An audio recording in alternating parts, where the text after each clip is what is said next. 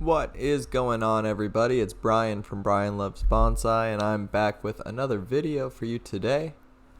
Today I'm going to be doing some structural pruning, design choices, and repotting this winged bark elm. I picked this up as a pre-bonsai, exactly as you can see pictured, potentially with a few longer whips attached to it when I got it, but more or less as pictured. It's still in the nursery soil and container that I purchased it in. And so this is going to be the first time that I'm getting into the tree, getting into the root system, doing my first initial exploratory repot, which you've been seeing me do a lot of on my new material as of late. And I will be doing that again with this wingbark elm. So structurally, I think there is a really nice opportunity for a tall tree here. Once I rotate it into its final orientation, you can see there's some nice subtle movement, some nice back and forth to the upper canopy especially.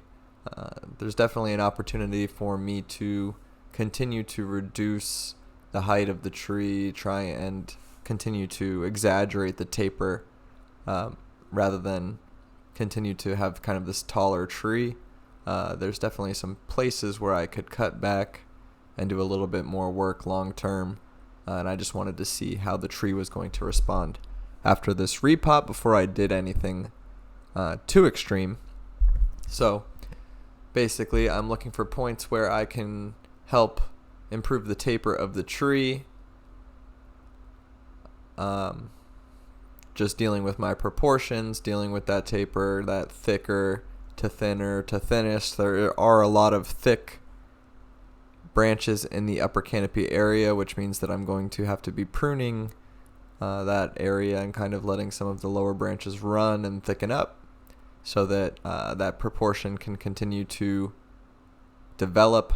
Right now, a lot of the branches off of the main trunk are close to the same size as each other, which doesn't help us with our sense of scale. In bonsai, we want to have the lower branches be thicker, just like they would be on a tree that you see outside, and then thinner as the tree rises towards the top. After the structural pruning, I do get into the nitty-gritty repotting. I do repot this tree into a ceramic bonsai container, an unglazed bonsai container, and that's simply because as I start to work with the bigger trees, I just don't have any plastic bonsai pots that are big enough to contain the root mass. So for some trees, and especially for this one, I ended up shuffling something out of a ceramic pot. I think it was a ficus that did not need to be in it to make way for something usable for this tree. And I do feel as though the repot that I do is fairly significant. However, I did film this part of the recording about a month ago now, and this tree is already leafing out in my garden as we speak. Probably in another month or two, I will be able to show it off in all of its leafy glory, taking it on to the next steps as a bonsai. But for now, I will throw on a little bit of music and let you watch me go through the rest of the process, making my structural design choices, and then getting into that root system, getting into the nitty-gritty, digging out that old organic nursery soil and putting in my mix, my 1:1:1 of red lava, expanded shale, and pine fines. So I hope you enjoy the video. I hope you like the tree in 360 degrees at the end in its final form as of styling day.